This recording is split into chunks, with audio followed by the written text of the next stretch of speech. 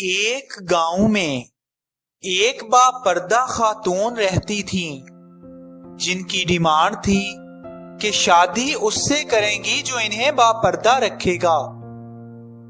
ایک نوجوان اس شرط پر نکاح کے لیے رضامند ہو جاتا ہے، دونوں کی شادی ہو جاتی ہے۔ وقت گزرتا رہتا ہے یہاں تک کہ ایک بیٹا ہو جاتا ہے۔ ایک دن شوہر کہتا ہے کہ میں سارا دن کھیتوں میں کام کرتا ہوں، کھانے کے لیے مجھے گھر آنا پڑتا ہے جس سے وقت کا ضیاع ہوتا ہے، تم مجھے کھانا کھیتوں میں پہنچا دیا کرو۔ بیوی راضی ہو جاتی ہے۔ وقت گزرتے گزرتے ایک اور بیٹا ہو جاتا ہے جس پر شوہر کہتا ہے کہ اب گزارا مشکل ہے، تمہیں میرے ساتھ کھیتوں میں ہاتھ بٹانا پڑے گا۔ یوں وہ باپردگی سے نیم پردے تک پہنچ جاتی ہے اور تیسرے بیٹے کی پیدائش پر اس کا شوہر مکمل بے پردگی تک لے آتا ہے۔ وقت گزرتا رہتا ہے یہاں تک اولاد جوان ہو جاتی ہے۔ ایک دن یوں ہی بیٹھے بیٹھے شوہر ہنسنے لگتا ہے۔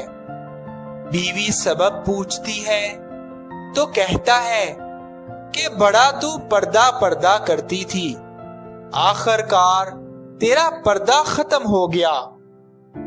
کیا فرق پڑا پردے اور بے پردگی کا، زندگی تو اب بھی ویسے ہی گزر رہی ہے۔ وہ بولتی ہے کہ تم ساتھ والے کمرے میں چھپ جاؤ، میں تمہیں پردے اور بے پردگی کا فرق سمجھاتی ہوں۔ شوہر کمرے میں چھپ جاتا ہے۔ عورت اپنے بال بکھیرے رونا پیٹنا شروع کر دیتی ہے۔ پہلے بڑا بیٹا آتا ہے، رونے کا سبب پوچھتا ہے، کہتی ہے تیرے باپ نے مارا ہے۔ بڑا بیٹا ماں کو سمجھاتا ہے کہ اگر مارا ہے تو کوئی بات نہیں، وہ آپ سے محبت بھی تو کرتے ہیں، آپ کا خیال رکھتے ہیں۔ وہ سمجھا بجھا کر چلا جاتا ہے۔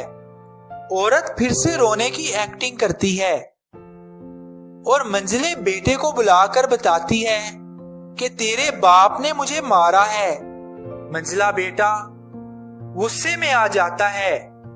وہ باپ کو برا بھلا کہتے ہوئے ماں کو سمجھا بجھا کر چپ کروا کر چلا جاتا ہے۔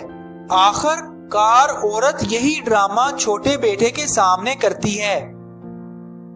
چھوٹا بیٹا تو غصے سے آگ بگولا ہو جاتا ہے اور زور زور سے گالیاں بکتے ہوئے ڈنڈا اٹھاتا ہے اور کہتا ہے کہ ابھی باپ کی خبر لیتا ہوں۔ پھر عورت شوہر کو بلا کر بولتی ہے کہ پہلا میرے پردے کے وقت پیدا ہوا تو اس نے تیرا پردہ رکھا، دوسرا نیم پردے کے زمانے میں پیدا ہوا تو تیری آدھی لاج رکھ لی، جبکہ تیسرا جو مکمل بے پردگی کے زمانے میں ہوا تو وہ مکمل طور پر تیری عزت کا پردہ اتارنے گیا ہے۔ ناظرین، اس کہانی سے حاصل کلام یہ نکلتا ہے کہ پردہ عورت کا فطرتی تقاضا ہے جو خالق مرد و زن کی طرف سے قاعدہ بھی ہے، جس کی بے شمار حکمتیں خالق ہی جانتا ہے۔ اور یہ دنیاوی قاعدہ بھی ہے کہ اگر آپ کسی مشین کو چلانے کے لیے کمپنی کی ہدایات چھوڑ کر عقل سے چلانے کی کوشش کریں گے تو مشین کی بربادی یقینی ہے۔